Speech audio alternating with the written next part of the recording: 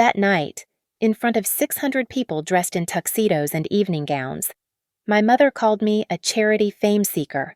I smiled, raised my glass, and started counting down. They wanted me to bow before the spotlights. I chose to turn on bigger lights shining directly on what they'd hidden. My parents thought reputation was armor.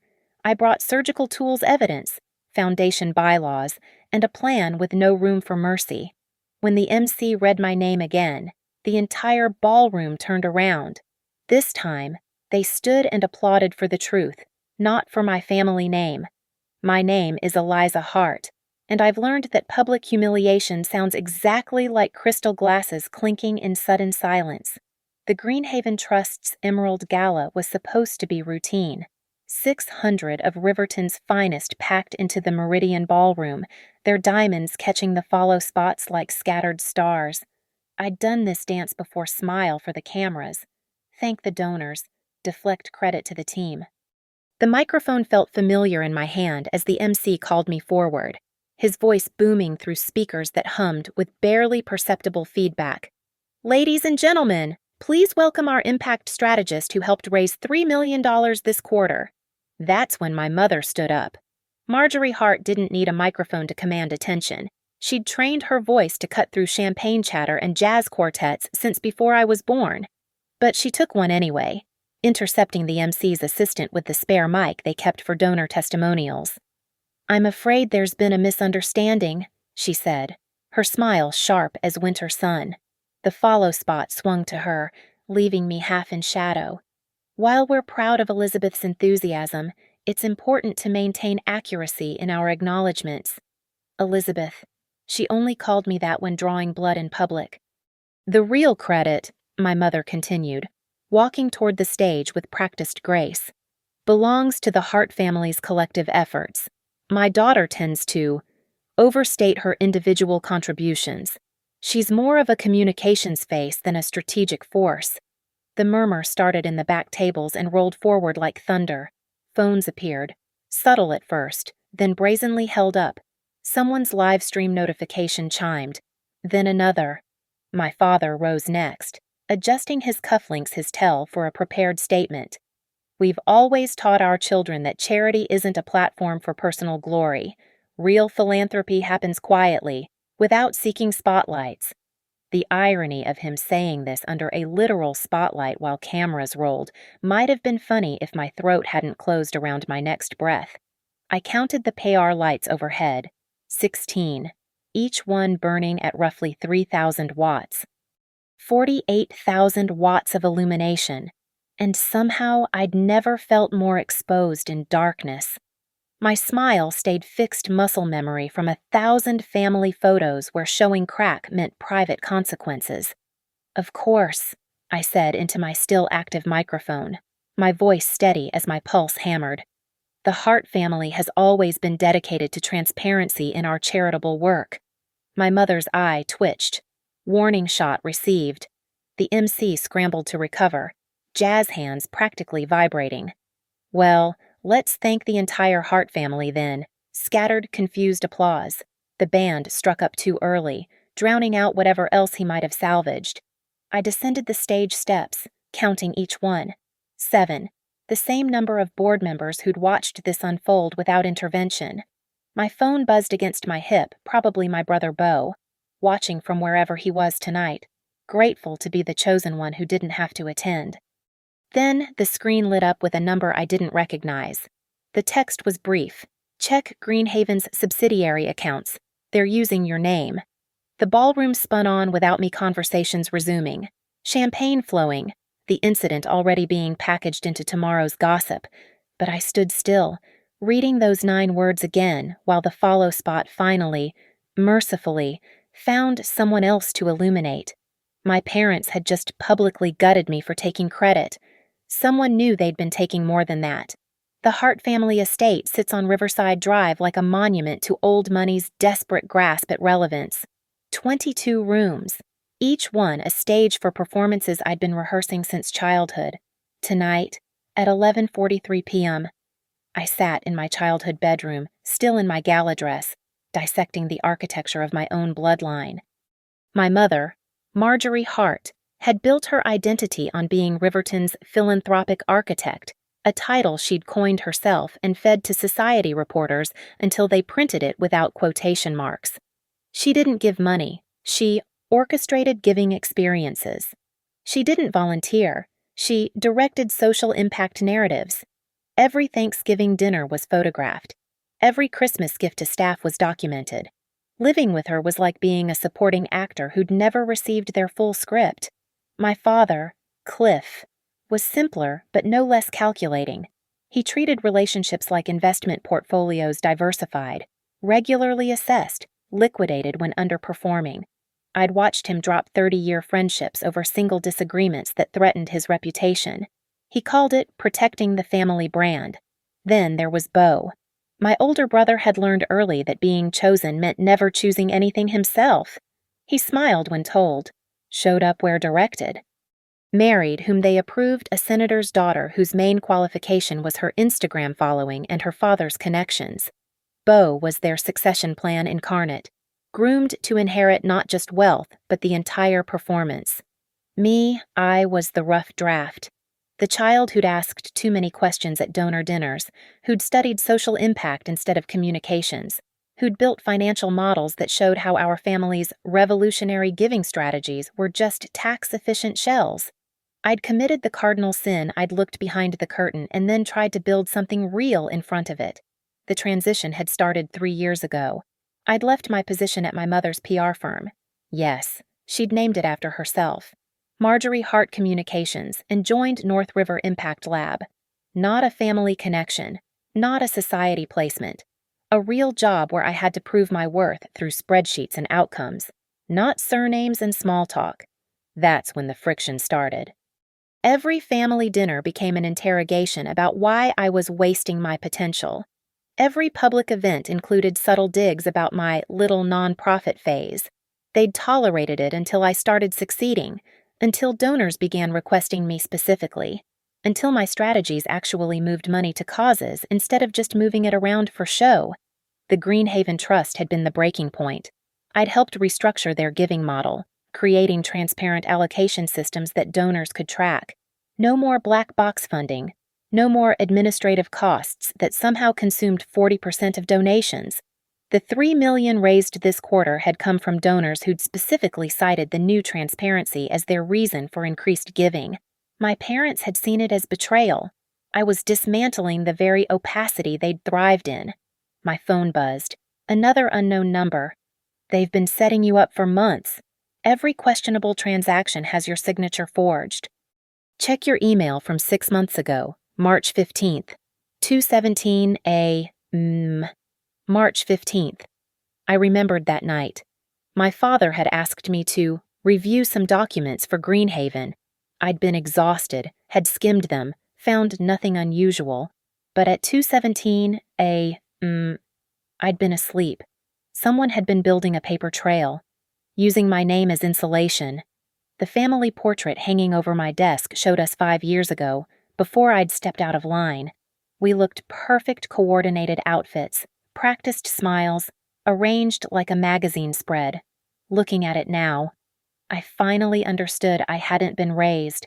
I'd been cast. And tonight, they'd written me off the show, but they'd forgotten one thing. The rough draft knows all the revisions, and I had every receipt. The coffee shop on Monroe Street opened at 5:30 a.m., which made it perfect for conversations that couldn't happen in daylight. I arrived at 5:45 to find Ivy Lane already waiting, her accountant's briefcase beside untouched tea. "You got my messages," she said without preamble. Ivy had worked at Greenhaven for 7 years, climbing from bookkeeper to senior financial analyst. She was also the only person who'd ever questioned the auxiliary accounts in board meetings. All 8 of them. I slid into the booth. Different numbers each time. Very spy novel. "Your mother had my work phone cloned." Ivy pushed a folder across the table. "I found out 2 weeks ago when IT did a security sweep. She's been monitoring everyone who might talk to you." Inside the folder, screenshots of account GHA 176 transaction logs with my name tagged to expenditures I'd never approved. Marketing campaigns that never ran. consulting fees to companies that existed only on paper, every entry meticulously coded to look like my digital initiatives. How long? I asked. 9 months. Since you announced the transparency protocols, Ivy pulled out another document. But here's what made me reach out last week. Your mother instructed me to backdate entries. Make it look like the pattern started when you joined the board. She wanted a trail going back 2 years. You recorded this audio and email trails. She tapped her phone. Backed up in 3 places. I'm not losing my CPA license because Marjorie Hart wants to play dynasty games. The door chimed. We both tensed, but it was just an early jogger grabbing coffee. Ivy waited until they left before continuing. There's more. Your brother Beau, his media company, Hartridge LLC, it's been receiving campaign direction fees from Greenhaven, $40,000 monthly. The campaigns are real, I've seen the materials, but they're being billed at 3 times market rate, and the excess is flowing back to a private account. Whose account? The routing suggests your parents', but Beau's signature is on everything. Either he's complicit or they're hanging him out as backup collateral. My phone lit up. This time, the number had a name, Avery Locke. You called her, Ivy asked, recognizing the name. Avery was known in nonprofit circles as the lawyer who'd taken down 3 fraudulent charities in the past 5 years. At 2 a.m., I admitted. She was awake. She usually is. Eliza, there's something else. Ivy's voice dropped. The board meeting next month. They're planning to announce a restructure. You're being removed for fiduciary negligence. They've already drafted the press release. I thought about last night's humiliation. That hadn't been impulse. It was groundwork. Paint me as a glory-seeking amateur, then fire me for incompetence. By the time anyone investigated the accounts, I'd look like the obvious culprit. Who else knows? I asked. Milo Trent in compliance has suspicions. Sloan Whitaker from the Riverton Tribune has been sniffing around, she called me last week, about irregularities in local charity spending. And Ivy hesitated. Your grandmother's estate lawyer reached out. Apparently, she left provisions in her will specifically protecting you from family financial entanglement, almost like she saw this coming. Grandmother Hart, the only family member who'd ever told me the truth about anything. She died 2 years ago, but her will had been a masterpiece of specificity. Now I understood why. I need everything, I said. Every document, every recording, every timestamp. Already prepared. Ivy pulled a flash drive from her pocket. Password is your grandmother's maiden name plus the date she died. Why help me? You're risking everything. Ivy's laugh was bitter. Your mother made me falsify reports that help rich people feel good about themselves while actual environmental programs get pennies. She threatened my job when I questioned it. But you... She stood, gathering her things. You actually gave a damn about where the money went. That's worth risking everything for. As she left, my phone buzzed again. Avery Locke. Meeting tomorrow. 8 a.m. Bring everything. We're going to war, but we're going to win it with paperwork. I sat alone as the sun rose, watching Riverton wake up. Somewhere across town, my parents were probably having their morning coffee, confident their plan was working. They had no idea their own weapon was about to turn around. The war room was Avery Locke's conference space, walls covered in whiteboards mapping Greenhaven's power structure like a cardiogram of corruption. Milo Trent sat at the far end, laptop open, fingers flying across forensic accounting software. 8:15 a.m., and we were dissecting my family's empire with surgical precision. Article 9, Section 4, Avery said, highlighting the provision on screen. Any Level 1 patron that's donors above $500,000 annually can demand a special audit with cause. You need 4 signatures. I assume you have people in mind. Sandra Reeves, she gave $700,000 last year. Marcus Cho, $650,000. The Brennan Foundation, they're at $1.2 million. I paused. And Catherine Winwood, $800,000. Winwood hates your mother, Milo noted without looking up. Called her a philanthropic parasite at last year's Arts Council dinner. Exactly. I pulled out my phone. Sandra's already agreed. Marcus wants to see documentation first. The Brennan Foundation board meets Thursday. Catherine. I smiled. Catherine's been waiting for this opportunity. Avery sketched out the timeline. Special audit triggers a 60-day freeze on all non-essential spending. Your parents can't move money without oversight. But here's the surgical strike we announce it at the appreciation dinner. Public forum. Full media presence. They can't spin it behind closed doors. They'll destroy me, I said. They're already trying to. This way, you control the narrative. Avery pulled up a document. Now, this matching fund idea, tell me more.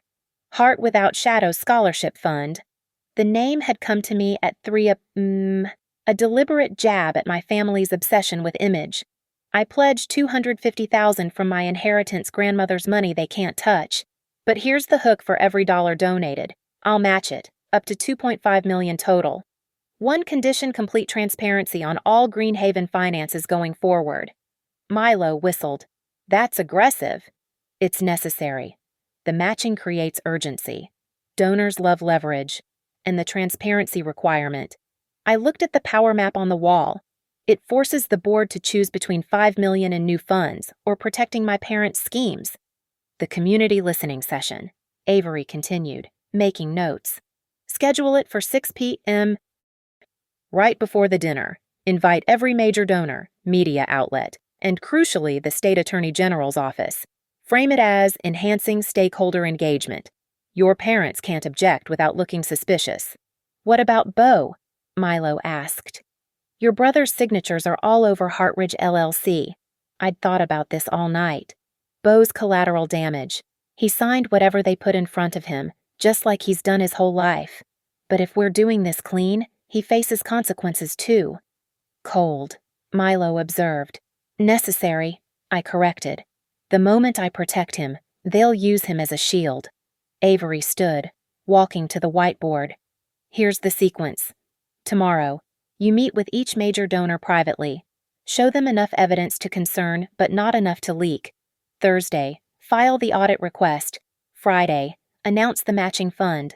The community session and appreciation dinner are in 11 days. That gives us time to... My phone rang. Mom. Answer it, Avery said. Record everything. I hit speaker and record simultaneously. Hello, Mother. Elizabeth. Ice in her voice.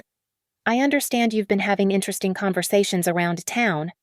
I'm networking. Isn't that what you taught me? Don't be clever. It doesn't suit you. Whatever you think you're doing, stop. Family matters stay in the family. Like GHA 176? I asked. Silence. Then, I don't know what you're referring to. That's interesting. Your signature is on the authorization forms. Signatures can be forged. You of all people should know that. The threat wasn't subtle. The family has a reputation to protect. Don't make us protect it from you. Is that a threat? It's a reminder. You have until Friday to remember which side you're on. She hung up. Avery stopped recording, saved the file. Friday, Milo said. That's when they plan to move the money. They're accelerating because you're on to them. Then we accelerate too. I stood, decision crystallizing. Forget tomorrow. I'm visiting donors today. Avery, can you file the audit papers by end of business? If you get the signatures, yes. Milo, how fast can you prepare a preliminary forensic report? 6 hours for something basic, enough to show probable cause. Do it. I grabbed my coat. By tonight, we'll have everything in motion. Eliza, Avery called as I reached the door. Once you start this, there's no going back. They'll use every weapon they have. I thought about 23 years of being their rough draft, their backup plan, their convenient scapegoat. Good, I said. So will I. The recording was pristine. Ivy had hidden her phone in her portfolio during the March partners meeting, catching every word in digital clarity. My mother's voice filled Avery's office at 9:20 p.m. as we listened for the third time. Tag Eliza's name to the digital marketing allocations. If questions arise later, we need distance from these transactions. She's so eager to claim credit for everything, let her claim this too. Then my father. Make sure the documentation looks authentic. Use her actual login credentials when possible. Already handled. Beau's voice, casual and complicit. I've been CCing her on selective emails, building a correspondence trail. She never reads the attachments anyway. I'd stopped flinching by the second playthrough. By the third, I was taking notes. "This is a smoking gun," Milo said, pulling up transaction logs. "Look, every tagged transaction coincides with days you were traveling for North River. They literally waited until you were demonstrably elsewhere to process these under your name." "There's more," Ivy said, producing another flash drive. I pulled security footage from the Greenhaven offices, March 15th, 2:17 a.m. The timestamp from that anonymous tip here. The grainy footage showed my brother at a desk, my laptop open in front of him. He was typing, occasionally checking a paper beside him. The timestamp rolled 2:15, 2:16, 2:17. "He had your laptop?" Avery asked. "I'd left it at my parents' house that weekend. Family dinner. Told them I needed to disconnect." I laughed bitterly. They must have cloned my drive, grabbed passwords. "The Hartridge LLC trail gets worse," Milo continued, highlighting spreadsheet rows. "Your brother's company didn't just overcharge for campaigns. Half these campaigns never ran. They're complete fabrications. Invoice for a sustainability workshop series. Never happened. Youth engagement initiative, no participants, no venue bookings, nothing. Total diverted." I asked. $480,000 over 9 months. Enough for fraud charges, not enough for them to flee the country. They calibrated this perfectly. My phone buzzed. "Catherine Winwood.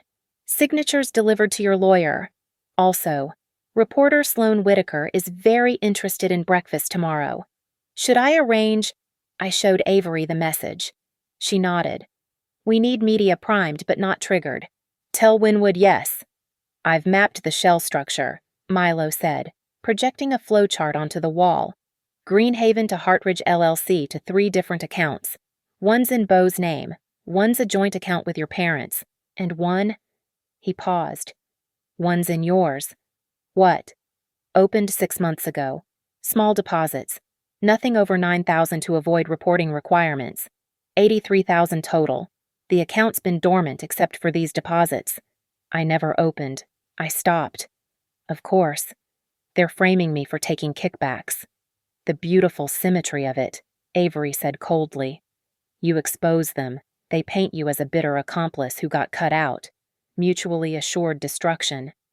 "Except," Ivy pulled out a final folder. "I have the original account opening documents, filed in person at First National. Timestamp 11:30 a.m. September 12th. Eliza, where were you that day?" I pulled up my calendar. Leading a workshop in Boston, 300 witnesses and a live stream archive. Bingo. Ivy smiled for the first time. "Your mother opened it. I have the security footage from the bank. She wore your Yale sweatshirt and used a fake ID, but it's clearly her. The bank manager owes me a favor off-the-record confirmation." Avery stood, pacing. "We file for asset preservation tomorrow. Lock everything down before they can move money. Milo, can you trace where they planned to send it?" "Already did. Cascade of transfers ending in an offshore account in St. Kitts. Classic laundering. They were going to clean out Greenhaven's reserves and blame it on Eliza's mismanagement. When I asked, though I already knew. Friday. Day after tomorrow. Right after they announce your removal from the board." I thought about my mother's call. Her deadline. Friday. "We need one more thing," I said. "The board members. How many will flip when presented with evidence?" 5 definitely will. Ivy said. 3 are your parents' cronies. 2 swing votes the Jeffersons. They care more about reputation than loyalty. Then we give them a reputation to protect. I turned to Avery. "Can you draft a press release not for publication, but to show the board what headlines look like if this goes public without their cooperation?" Charity board ignored fraud warning signs. Avery said immediately. Donor funds diverted while trustees slept. I'll have 6 versions by morning. Good, because tomorrow. My phone rang. Bo. I looked at Avery. She nodded, starting her recording app. Hello, Bo. Liz, what the hell are you doing? No pretense, just panic.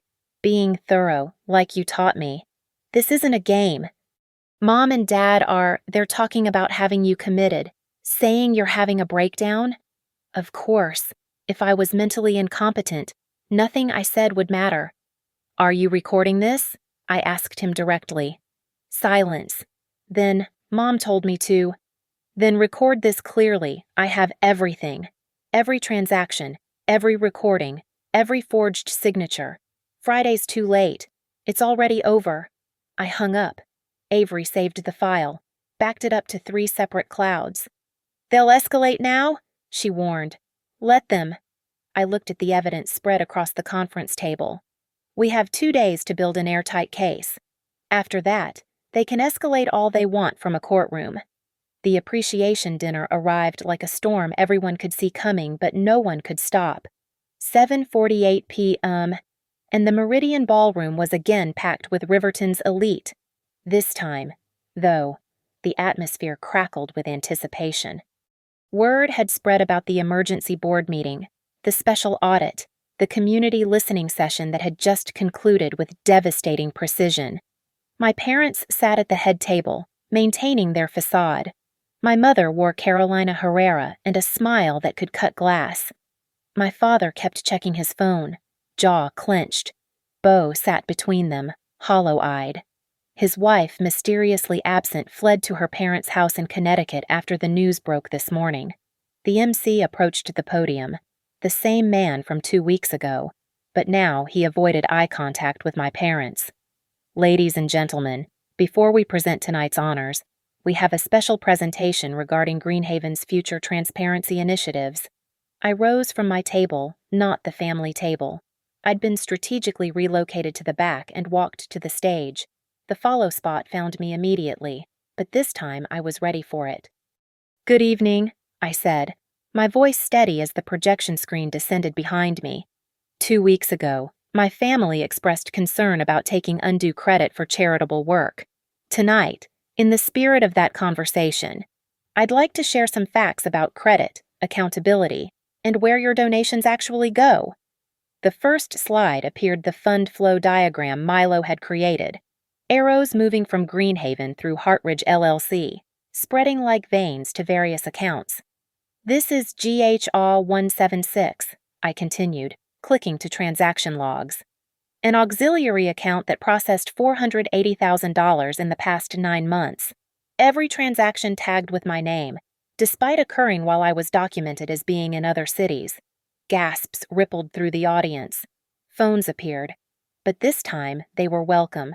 Sloan Whitaker was live tweeting from the press table, her photographer capturing every expression on my parents' faces.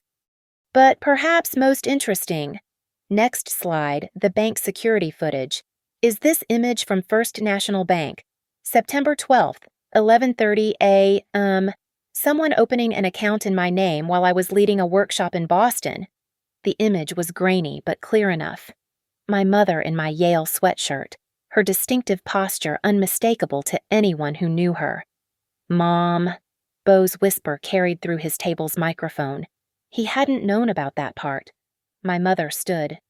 This is ridiculous. A desperate attack by a disturbed, I have recordings. I interrupted, pulling out my phone. Would you like me to play them? The audio filled the ballroom through the sound system. Tag Eliza's name to the digital marketing allocations.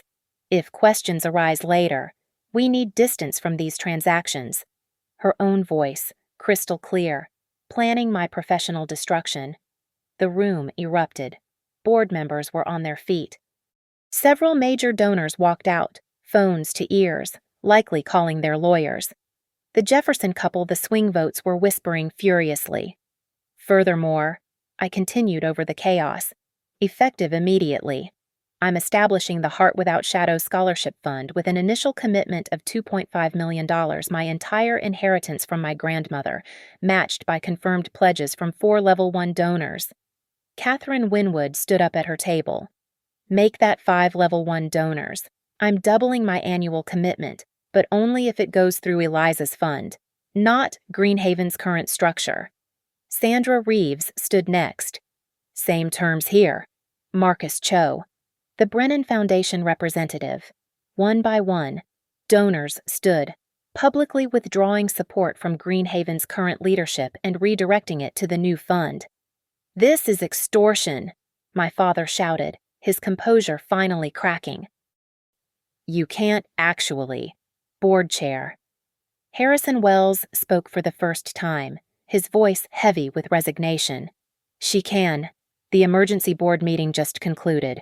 Given the evidence presented, effective immediately. Marjorie and Cliff Hart are removed from all positions with Greenhaven. Beau Hart is suspended pending investigation. The state attorney general has been notified. The follow spot swung between my parents and me, like a pendulum of judgment. My mother's face had gone pale beneath her foundation. My father gripped the table edge. Beau had his head in his hands. Furthermore, Wells continued, the board unanimously approves Ms. Eliza Hart as special advisor for transparency initiatives, overseeing the transition and audit process. The ballroom fell silent. 600 people watching a dynasty crumble in real time. I clicked to the final slide, the new fund's charter. My grandmother's photo in the corner, the only Hart who'd ever told the truth. The Heart Without Shadows Scholarship will launch next month, with complete public oversight and quarterly reports available online. Every dollar tracked, every recipient named, everything in the light. The applause started at Catherine Winwood's table, spread to the press section, rolled through the donors. By the time it reached the back of the room, it had become thunderous. People standing. My name being called not in mockery but in genuine admiration. My mother tried to reach the microphone one more time. Security intercepted her quietly, professionally, but firmly. The image was captured by dozens of cameras, Marjorie Hart being escorted from her own stage while her daughter received a standing ovation. Thank you, I said into the microphone as the applause continued. Thank you for choosing transparency. The follow spot stayed on me, but this time, I didn't count the lights. I had become one. The final strike happened in the backstage conference room, 9:17 p. With every board member present and the state attorney general's representative connected via video, Avery laid out the evidence like a prosecutor at trial, each document a nail in my family's coffin. Fraud in the first degree, she stated, sliding the forged signature comparisons across the table.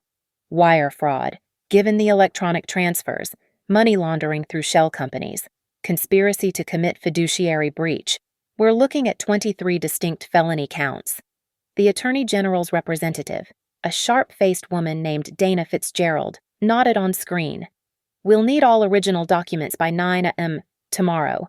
Mr. Beau Hart, you'll need to surrender your passport. Beau hadn't spoken since the revelation. He sat frozen, the golden child finally seeing the strings that had controlled him. There's a deal on the table, Fitzgerald continued.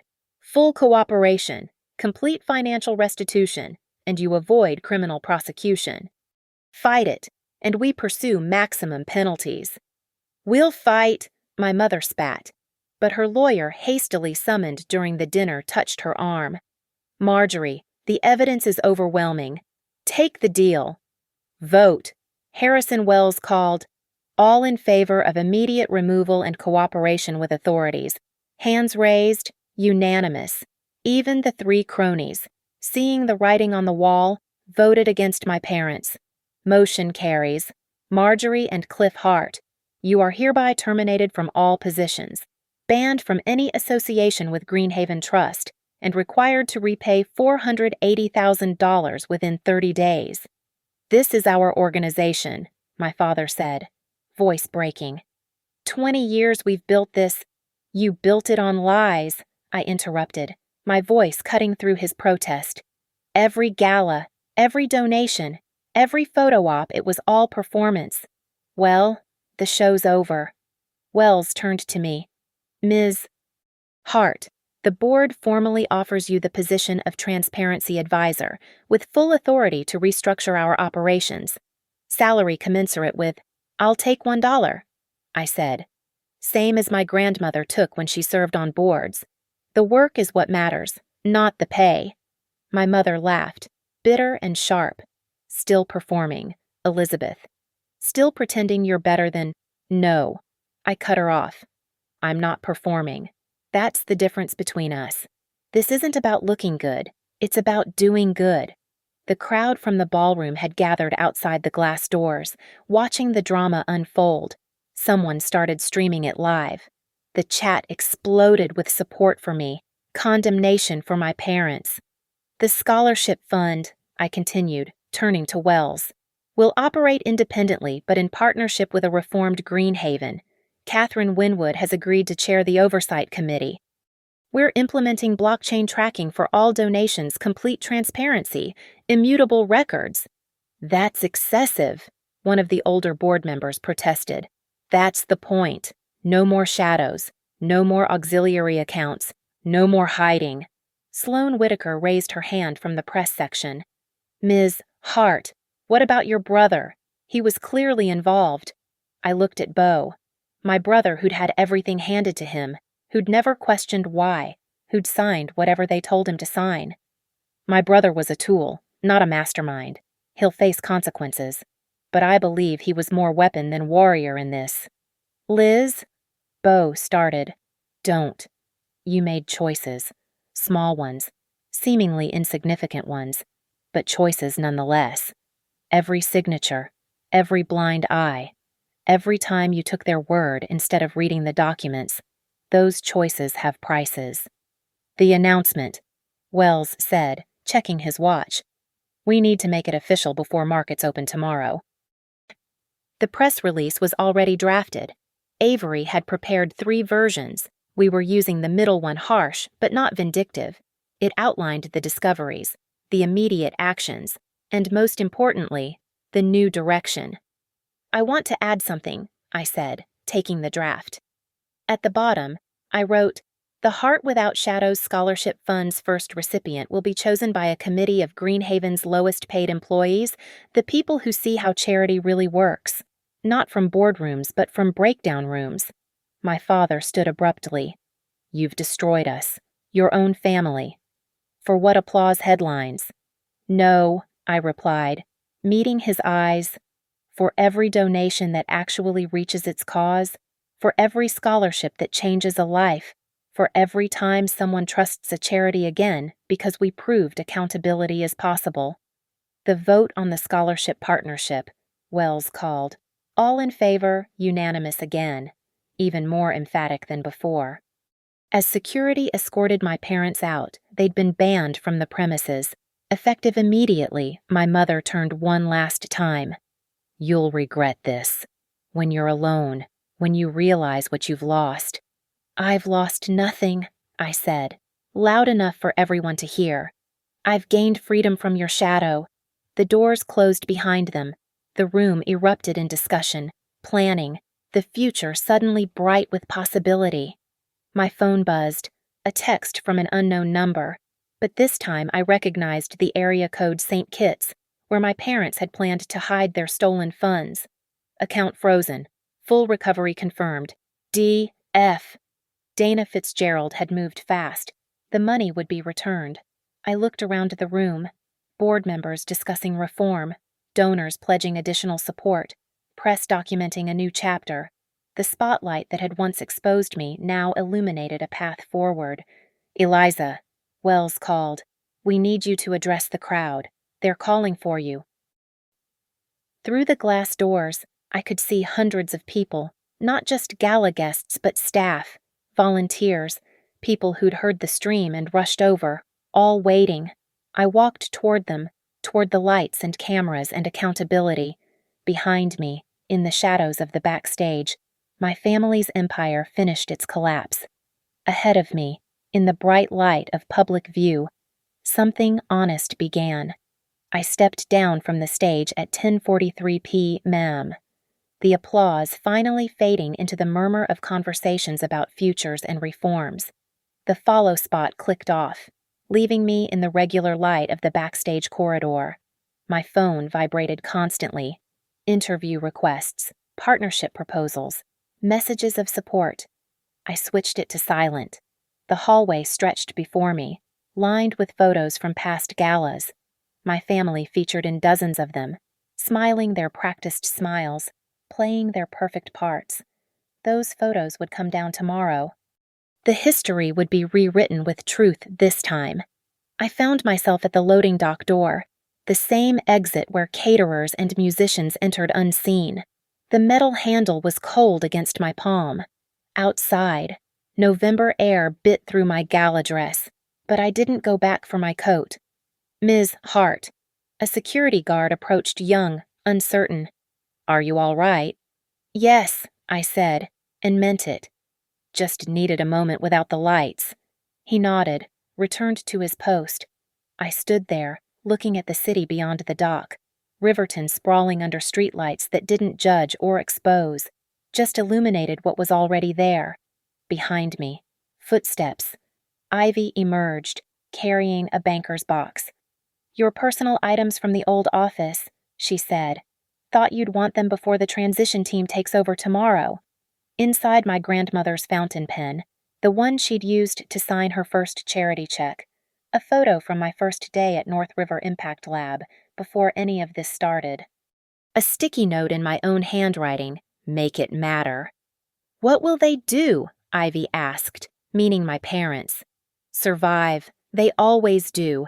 Just not here, not like before." I pulled out the pen, tested its weight. Beau will probably move to California, start over, maybe finally choose something for himself.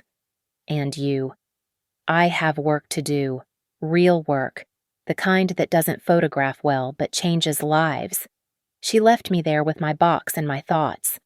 The loading dock was quiet. Just the distant sound of the city and the muffled voices from the gala still ongoing inside. They were planning, rebuilding, creating something better from the wreckage. I signed the dismissal papers with my grandmother's pen. My signature, clear and bold, nothing like the forgeries my family had crafted. Each letter exactly where it should be. The door opened again. Harrison Wells stood there, looking older than he had 2 weeks ago. "They're asking for you. The donors, the press. Let them ask." I've said what needed saying. He studied me for a moment. "You know, your grandmother warned us once. Said the family would eventually eat itself. We didn't listen." "She was good at seeing shadows," I said. "Better at knowing which ones to step into and which to illuminate. The Times wants a statement. Something about how it feels to be vindicated." I almost laughed. "Tell them it doesn't feel like vindication. It feels like gravity inevitable, necessary, and exactly as heavy as it should be." Wells left. I remained, holding the box of my old life, wearing a dress bought for a different kind of performance. My phone showed 3:17 a.m. The gala would be ending soon. The cleanup would begin, literal and metaphorical. I thought about my parents, probably in their car by now, being driven to their estate that would soon be liquidated for restitution. They'd spent decades building a fortress of reputation. It had taken me 2 weeks to show everyone it was made of paper. But I didn't feel triumphant, just empty in the way a room feels after you've finally cleaned it completely ready for whatever comes next. The loading dock door opened one more time. Not a person, just the wind, carrying the sound of applause from inside as someone announced another pledge to the Heart Without Shadows Fund. My grandmother's name, not mine. That was intentional. The work would carry her truth forward, not my victory. I walked back inside, past the portraits that would be removed, through the kitchen where the staff nodded at me with something like respect, into the ballroom where the lights had been raised to normal levels. No more spotlights, no more shadows, just clear, even illumination. People were leaving, shaking hands, making plans for tomorrow. Several approached me, but I kept walking. through the main doors, past the valet stand, onto the street where my own car waited, a Honda, not a Mercedes, another small rebellion my parents had never understood. As I drove away, I caught a glimpse of the ballroom in my rearview mirror. All those windows, all that light, all those people inside rewriting the future. Tonight, the applause hadn't saved anyone. It had simply, finally, pointed to the right person, and that was enough. Thank you so much for listening to this story. I'd love to know where you're listening from. Drop a comment and let's connect. If this story resonated with you, please subscribe to the channel and share your thoughts below. What would you have done in Eliza's position? Looking forward to reading your perspectives and experiences.